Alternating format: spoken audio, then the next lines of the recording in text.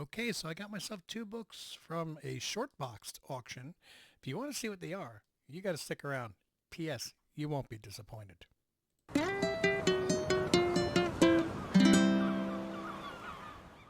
Welcome back, family. Team Ohana here, wishing you all, a wonderful summer so far, and got myself a couple of books in from, what do you call it? Short boxed auction. I don't like a lot of the auctions that they have on short box. I think that they kind of like allow different people to have auctions, but the short boxed run auctions, the ones that they have like once a month, they usually have some really good books there. They start the bidding at $1, let it go to wherever it goes. Some of their auctions are like minimum bid $100, and then you read it, it's like fair market value 80. I'm like, if it's fair market value is 80, why would I start the bidding at 100? And then they wonder why there's no bids on 2/3 of their lots. But that's individual businesses that are renting an auction spot through Shortbox. The ones that Shortbox does themselves, very good. Not as good as you will find at Comics Curing Cancer's October auction. So make sure you're there for that. Anyway, what I'm trying to do right now is I'm going to point out a few examples of these are not. I'm going to show some books. These are not the books I bought. Okay, I wish. And then we'll discuss the ones that I got, because a lot of characters have their debut in a certain book before they get their own title. And I'm going to give 4 really, really, really good examples of that. And see if I click the right one here. Boom. Okay, so yeah, like you got Action Comics #1. Of course, like I said, I wish I had bought. This was the ones I got. I didn't. Action Comics #1, 1938, was the first appearance of Superman. And then 1 year later, they gave him his own book, Superman #1. Okay, another example, right up there at the same time frame, is Detective Comics #27, first appearance of Batman, which came out in May of 1939. Then the following year, 1940, spring of 1940, Batman gets his own book. Okay, and this continues throughout comic book history. I'll switch to a couple of Marvels as examples here. You've got Tales of Suspense #39. Again, this is an ongoing series of Tales of Suspense, different storylines and everything. And at #39, they introduce a character named Iron Man.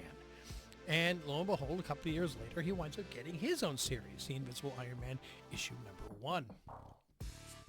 Another one, and by the way, I do have that we've now found the first book that I actually have. I have an Iron Man #1. Not, me, I don't have the highest grades, but I just want to have the book, so I don't mind. Then we have Marvel Spotlight. And actually, this book and the next book I also have. Marvel Spotlight #5 was the first appearance of the Ghost Rider. Well, the Johnny Blaze Ghost Rider. There was Carter Slade before that, but a different type of Ghost Rider. And this one was just cool. And, after they had Marvel Spotlight #6, #7, #8, #9, all Ghost Rider, they realized that there's definitely a market for this. So then, of course, they give him his own book, Ghost Rider #1. So where am I going with this? The two books that I got from Shortbox are both kind of like that. One is, he appeared in for his first appearance. These are both major characters. His first appearance was in a different character's ongoing series, and this was his first solo title. He'd been around for a while. I guess at this point he'd been around for 7 years. Appearing in with a group and everything else, and it's kind of a reach. It really is, as far as the way I was talking about it. But this was Wolverine's first solo book, and I used to have a 9.4 of this, and I sold it for a really, really good price. And I wound up getting this 9.6 white page for just about the same price as I sold the 9.4. So in the long run, I'm not upset about that. I wanted to put this one back into my collection because I have #2, #3, #4 in good condition, high grades. And I always wanted to upgrade to 9.4, so inadvertently I did. I didn't, wasn't crazy about the fact that I sold the 9.4. I didn't think I'd ever find a good price on it, something higher. I was just hoping to get another 9.4 and put it back in and not take a loss. But I wound up being patient, and I was able to upgrade to a 9.6 white page. So boom, boom, boom. So yeah, and his first appearance is, of course, Hulk 180 or 181, whichever way you want to look at it. I look at it as his first appearance as the Hulk 180, 181, 182 storyline.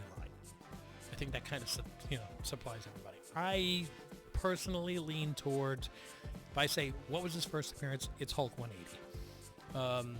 You have that full page, I'm the Wolverine, he's there, as that's how you end the book. It's the first time you saw it. If the comic book ended right there, you knew who Wolverine was. You got to see him fight for first full appearance in Hulk 181. Again, that's where that is. And the other book that I got, and like I said, it's worth you to stick around for.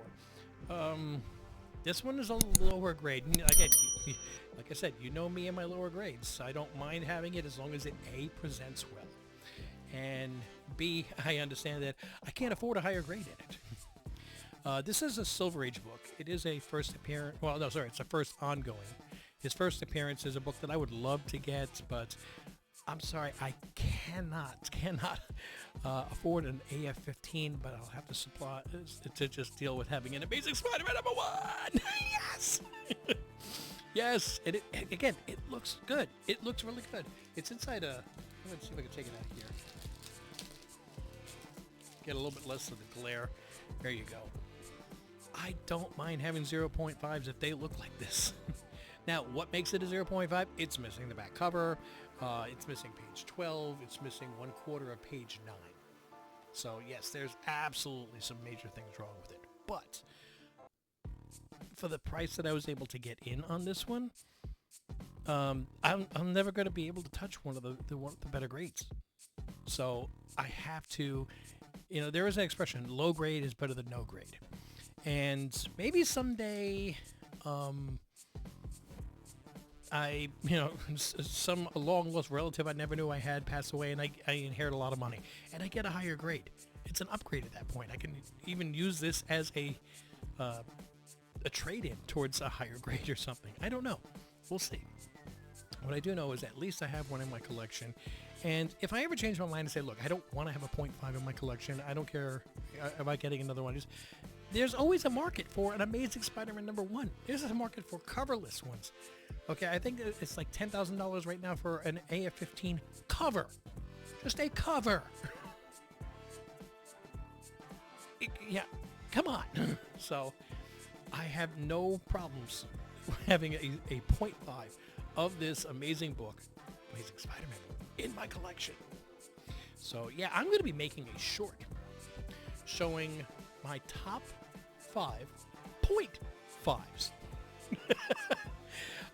Just 5 books in my collection that I'm grateful to have in 0.5s.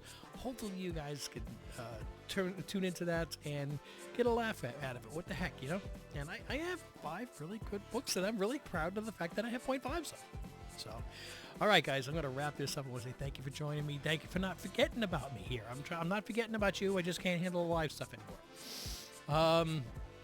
I will be looking forward to making more content like this and getting it out to you.